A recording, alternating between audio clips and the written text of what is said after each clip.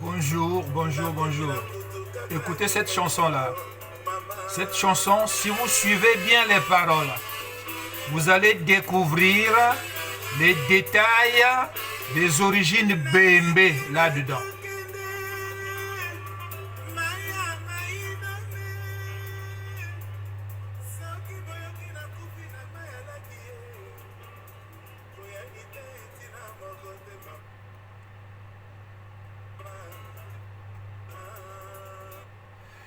Voilà, bonjour. Bonjour, il était question de voir un autre sujet sur le Muntu. Muntu, comme je l'ai dit, les origines Bembe. Écoutez bien cette chanson, les Bembe. Écoutez bien la chanson là, Voyage Nabandundu. Vous allez vous retrouver là-dedans. Comme quoi, nous avons tous traversé le fleuve. Mais là, nous allons parler des Bantous. Comme je dirais, comme a dit quelqu'un, que je deviens spécialiste de Muntu. Ben oui, Muntu que j'aurais pu être. Donc, pour dire que l'être devenu noir ou africain doit savoir que la religion n'est pas une invention de celui qui est devenu blanc. Les Européens, quoi. Les Occidentaux, qui nous ont apporté la religion. Mais la religion existait avant qu'eux ils naissent. Qui l'a mis en place? Donc on ne peut pas parler de civilisation en mettant la religion de côté. Comme je me tue de le dire que la première civilisation est Congo, fondée depuis la Mésopotamie en 2269 avant notre ère. Donc Congo n'est pas un royaume, mais c'est une culture qui vient depuis la Mésopotamie, qui vient de la Mésopotamie. À cette époque, en Mésopotamie, l'administration était gérée par les prêtres. Tout pouvoir politique, social et culturel était entre les mains des prêtres et des divinités. Chaque vertu avait une divinité. Voyez-vous? Donc, les choses vont plus tard changer lorsque les puissances se succèdent. Les civilisations, il n'y en a eu que trois. La civilisation Congo, la civilisation grecque et la civilisation romaine dans laquelle nous sommes actuellement. Voyez-vous? Aujourd'hui, on peut prendre l'exemple du Congo. Dans le Congo, par exemple, on parlera de laïcité qu'après le 19e siècle. La séparation du pouvoir, de l'enseignement entre les prêtres et les laïcs. Mais qui sont les laïcs? Ce ne sont autres que les autochtones qui ont été enseignés par les prêtres. Une fois sortis, ils pouvaient être aussi prêts à enseigner. On a fait une séparation des prêtres et cette classe-là, les laïcs.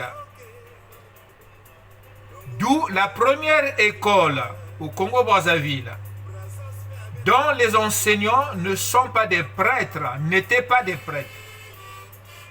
Cette école porte le nom école laïque. Vous voyez? Et nous, par ignorance, on abusa l'appellation. Comment on disait l'école laïque? Par ignorance, école laïque. Est-ce qu'on savait faire la différence? Est-ce qu'on savait définir ce que ça voulait dire? Non. École laïque, parce qu'on a entendu nos parents qui disaient « Ah, il habite près de l'école laïque. » J'ai des parents qui habitent près de l'école laïque. Hein? Les Bisikaounga, juste près de l'école laïque. Hein? C'est archaïque, hein, mais bon. Vous voyez? Tout ça pour vous poser une question. le christianisme est un peuple ou une confession? Pour arriver à bien comprendre ce que c'est qu'un Bantou ou un Muntu, le christianisme est un peuple ou une religion? Les musulmans sont ceux qui sont dans la religion islamique. Mais est-ce que l'islam est un peuple ou c'est une religion? Vous voyez? On va bien cadrer les choses là. Hein? Donc, écoutons d'abord un travail fait. Mais avant d'écouter ce travail-là, donc pourquoi j'ai posé la question? C'est pour casser le mensonge mis en place pour définir faussement ce qu'est le Muntu. Un travail qui a été fait par les méthodologues. Donc avant de bien faire le travail sur le Muntu, écoutez d'abord le travail fait par les méthodologues au sujet du nom Muntu. Après, je vous donnerai la définition exacte. Mais ce travail, je l'ai retrouvé là-dedans. Vous voyez? C'est le livre de Bernard Lugan, Histoire de l'Afrique, des origines à nos jours, édition Ellipse. Voilà. C'est un livre. Je le lis, ça m'inspire. L'inspiration, c'est pour trouver les détails tordus dedans, quoi. Donc, je vais lire pour vous une partie sur laquelle je suis tombé là. Je suis tombé là sur une partie, mais vraiment, bon, ça m'a fait rire. Hein, écoutez, le phénomène Bantou. Le phénomène Bantou. Je lis ça pour vous. Hein. Le phénomène Bantou a été inventé ou découvert en 1862. Donc, ce n'est qu'une invention. Hein? Le phénomène Bantou a été inventé ou découvert en 1862 par le philologue allemand Wilhelm Bleck, qui proposa d'employer ce mot pour exprimer la parenté existant entre les langues parlées dans le tiers méridional de l'Afrique et qui reposait sur des proto-préfixes communs. Bleck avait en effet constaté que dans toutes les langues de l'ère décrite, elles sont environ 600, le vocable Ntu ou Muntu au singulier et Bantu au pluriel est utilisé pour désigner l'homme ou les hommes. Mais je vous apprends déjà, quand on se sépare Muntu, Ntu, Mu, ça c'est la technique utilisée par les Grecs afin de falsifier le lexique et l'orthographe originale Congo. Voilà. Entre parenthèses. Donc, d'où le mot bantouphone. Le vocable Ntu ou Muntu au singulier et Bantu au pluriel est utilisé pour désigner l'homme ou les hommes. D'où le mot bantouphone. En 1907, un autre linguiste allemand, Karl Mienhoff, prouva l'intuition de Bleck et, en réussissant à établir la parenté de toutes les langues de l'ère bantou, c'est toujours les Occidentaux qui viennent nous étudier. Mais où sont nos chercheurs à nous? On peut comprendre qu'à cette époque-là, ils n'étaient pas. Mais une fois qu'ils sont rentrés dans le circuit, eux aussi, ils deviennent des méthodologues. Hein? Méthodologues. C'est savoir mentir sans montrer qu'on est en train de mentir. Mais moi, je suis dans la méthode simple. Voyez-vous, c'est pour ça que je découvre les absurdités. À partir de ce moment, l'idée apparut d'une migration aboutissant au peuplement de l'Afrique, aujourd'hui bantouphone. Il importe cependant de bien avoir à l'esprit qu'il ne s'agit là que d'un appartement linguistique ou d'un apparentement linguistique, car l'homme bantou, la race bantou, la culture bantou, la civilisation bantou n'existait pas ou n'existe pas. Effectivement, sur ce point-là, il a raison. La race bantou, la civilisation bantou, la langue bantou n'existe pas. Là, je suis tout à fait d'accord avec lui. Mais lui, c'est plus un démagogue. Je continue. Il y eut à l'origine association entre proto-bantou et population locutrice, mais aujourd'hui ce n'est plus le cas. Sont en effet bantouphones des populations morphotypiquement et culturellement différentes des unes des autres, comme par exemple des pygmées et les Tutsis. Ce ne sont pas des bantous. Oui, les pygmées ne sont pas bantous. Tutsis et Tutsis. Voyez-vous? Cependant, l'idée de la migration depuis l'ouest africain, région du Cameroun, semble acquise, car le reste ne nous intéresse pas. Donc, si on nous dit que les Bantous viennent du Cameroun, de qui était-il l'ancêtre? C'est pas Muntu, parce qu'on nous dit que Muntu, c'est l'association de Ntu et de Mu. Je répète à dire que cette forme de décoder les mots a été inventée par les Grecs afin d'introduire leur conception à eux. Par exemple, quand vous regardez comment ils détaillent le nom Cléopâtre, contrairement à la façon dont l'écriture était utilisée par les Égyptiens anciens, il y a une grande différence. Le mensonge se voit très bien. Voyez-vous, il ne faudrait pas oublier que la langue Congo, Kikongo que nous parlons, est un idiome Sundi qui a été travaillé avec l'influence de la culture grecque dans la région Mandombe. L'académie était par là. Mais le Sundi, ça vient du Soudan. Vous comprenez? Le Sundi était un dialecte de la langue soudanaise. C'est quand le Sundi arrive, une fois que le royaume est monté, il va imposer ce dialecte qui deviendra la langue Kikongo. Voilà.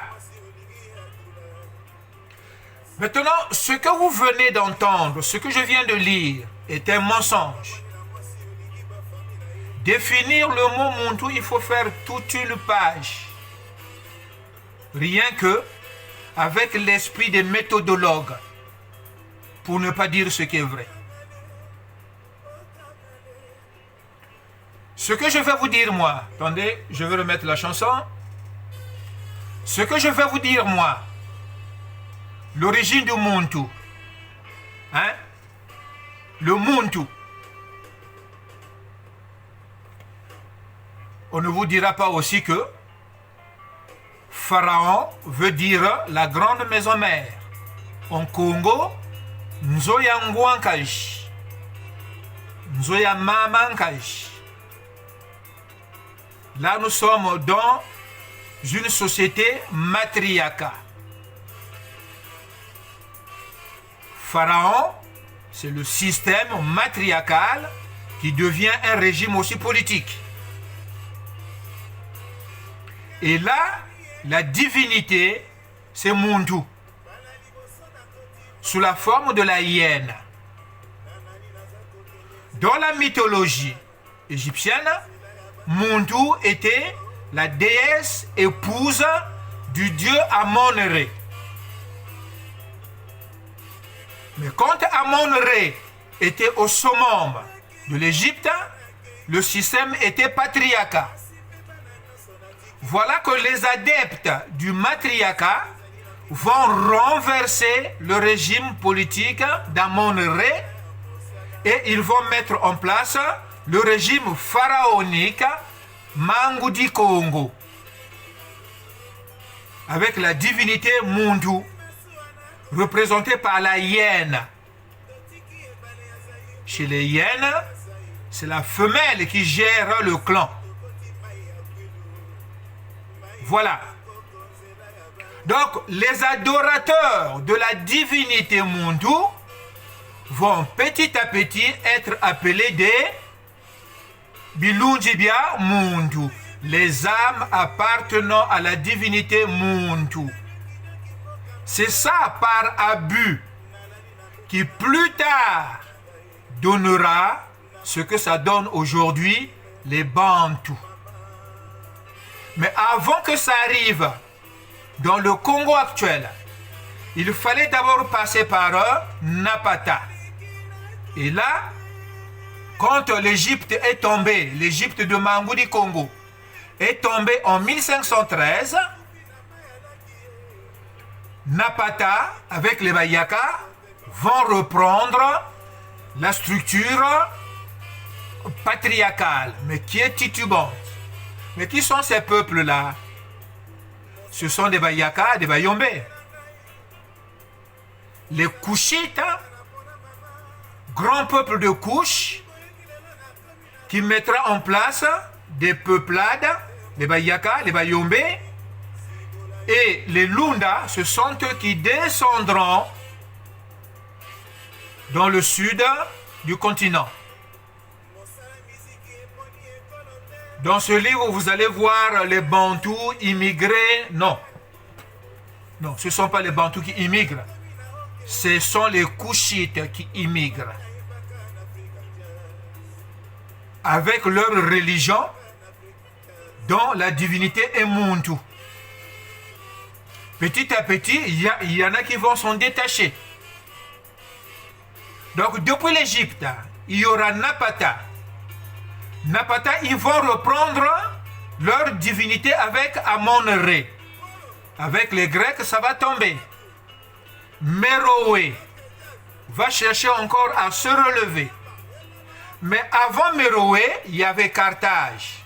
Quand on vous dit que Carthage était des Phéniciens, c'est faux. Qui étaient des Phéniciens? C'était des Congos. Il y a aussi une partie des Kouchites qui sont allés faire Carthage. J'ai fait une vidéo, définition, ce que c'est qu'un Phénicien. Une fois que Carthage est tombé, l'Éthiopie qui va aussi tomber, et c'est Méroé qui prendra la relève. Mais Méroé voudra remettre la divinité Muntu, mais qui change de forme. Toujours est-il que là-dedans, il y a des fidèles. Méroé qui tombe en 500. Non, oui, non, en 300. Et la Grèce qui va reprendre en 300 aussi. Le Soudan voudra récupérer la position impériale perdue à Méroé. D'où, avec ses enfants, les Sundis, eux, ils étaient restés accrochés à la divinité Muntu. Voilà que eux, ils viendront dans les Grands Lacs en portant avec eux le nom Muntu, qui n'était plus une divinité, mais qui deviendra un terme générique qui désigne l'être humain. Voyez-vous? Les Bantous sont ceux qui sont dans un régime social ou sociétal matriarcat. Vous allez chercher dans le Congo, il n'y a pas beaucoup de peuples qui sont sous régime matriarcat. Et encore aujourd'hui, ils ont oublié qui est patriarcat, qui est matriarcat. Mais on nous ment les Bantous viennent du Cameroun. Mais qui était l'ancêtre? Donc c'est à partir du Cameroun que les êtres humains sont descendus de l'arbre. Cette théorie est restée accrochée aussi en haut des branches des arbres. Parce qu'on a essayé de mettre les singes dans des parcs zoologiques pour les observer. Comment ils vont évoluer? Ils n'ont jamais réussi. Le dernier singe chez nous qui avait fait plus de 50 ans, c'était Grégoire. Mais Grégoire, il était resté grégaire, hein?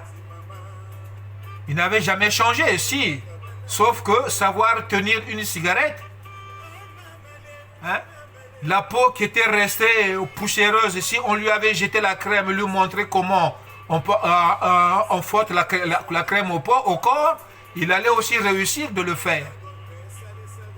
Grégoire avait perdu des poils, mais il était resté Grégoire, dans son état grégaire.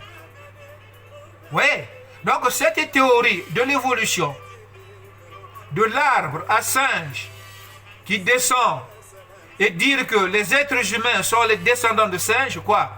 C'est un singe qui a accouché avec qui pour donner un être humain. Vous voyez? Donc les Bantous ne viennent pas du Cameroun. Nous venons tous de l'Égypte. Et ceux de l'Égypte, nous venons tous de la Mésopotamie. Et encore, il n'y avait pas que l'Égypte, il y avait aussi la Syrie, qui était une des têtes au Congo. C'est là-bas qu'on retrouve ceux qui appellent les êtres humains par Barou. Pourquoi on ne parle jamais d'eux? Hein? Il y en a qui désignent chez nous l'être humain par Barou. Pourquoi on ne parle jamais d'eux? Hein? Si un Barou peut être l'équivalent du protestant, donc il y a l'équivalent des catholiques, c'est-à-dire les Bantous, et l'équivalent des protestants, qui sont les Barous. Hein? Un protestant, il n'est pas catholique, bien que les deux sont dans un grand confessionnal qu'on appelle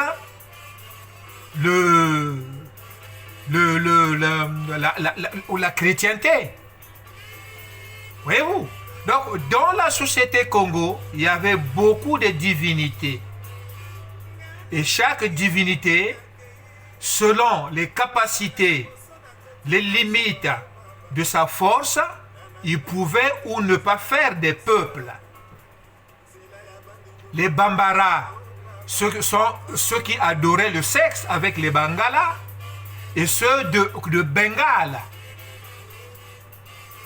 Hein? La divinité, c'était Bambala. Mais ça, c'était en Mésopotamie. Il y avait une divinité là-bas, Bambala. Le dieu du sexe. Les adeptes sont allés faire Bengale, Bangladesh, Bangala, Bambara. Les Bantous sont ceux qui adoraient la divinité Muntu, dont la hyène. Nous savons que la peau de la hyène était considérée comme une peau sacrée, comme la peau du léopard. Tous les animaux tachetés, tous les félins tachetés rentraient dans le panthéon du grand léopard, comme les Bantous. Voyez-vous, je ne voudrais pas trop m'étendre. Je suis en train d'écrire un livre aussi là-dessus. Hein? Je reste toujours dans le thème de Muntu. Donc,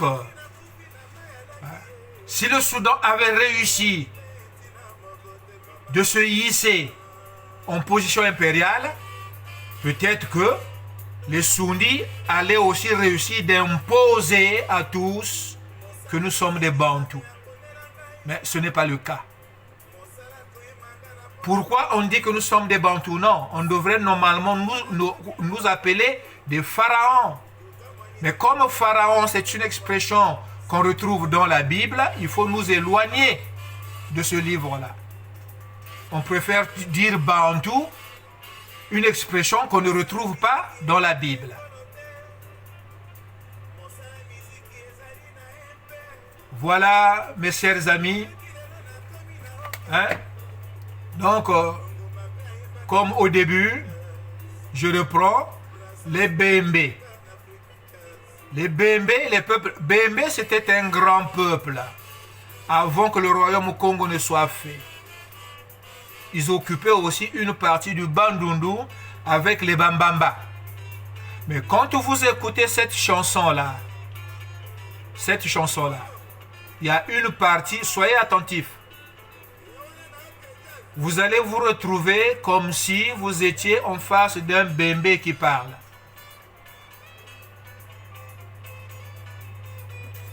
Ah ouais.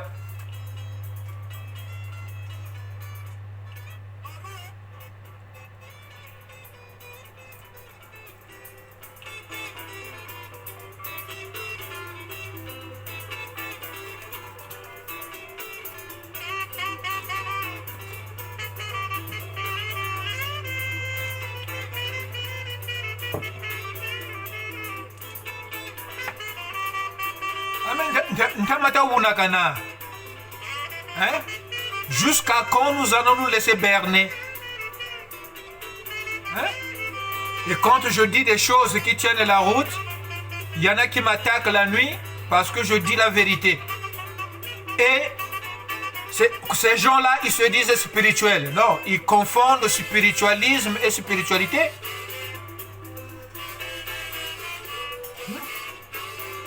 Mais comme la vérité vous place dans l'innocence,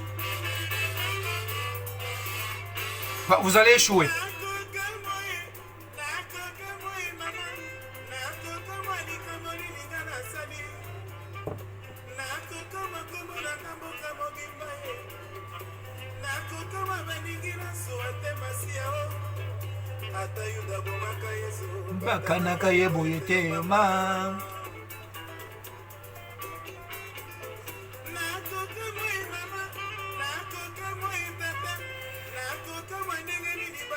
Écoutez la chanson, hein?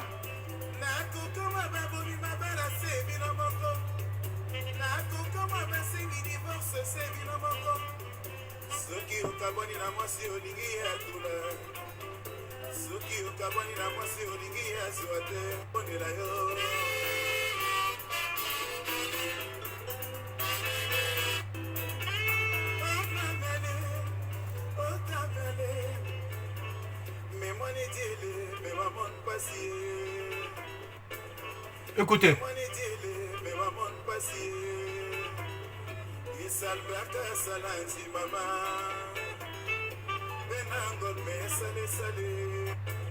Écoutez. Le bébé se retrouve là.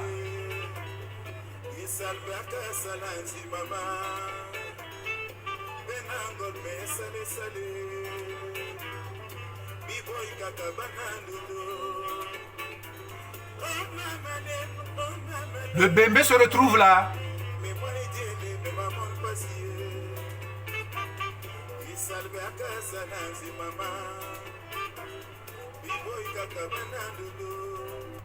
Le bébé se retrouve là.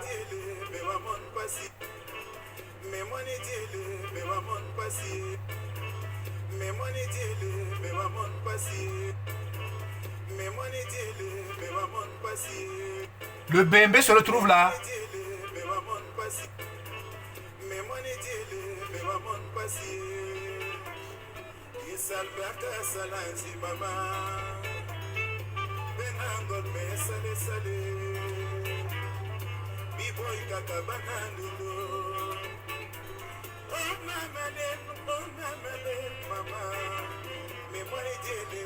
Le bébé se retrouve là.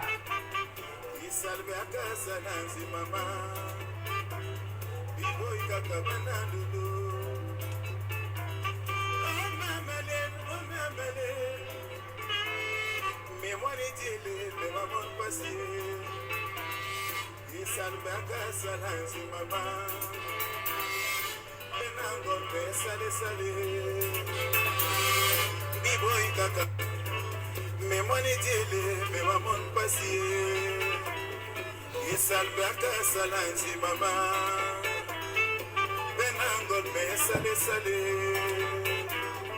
B-boy kaka banandulo, me money jele, me wamon pasi, yesal baka salanzi mama.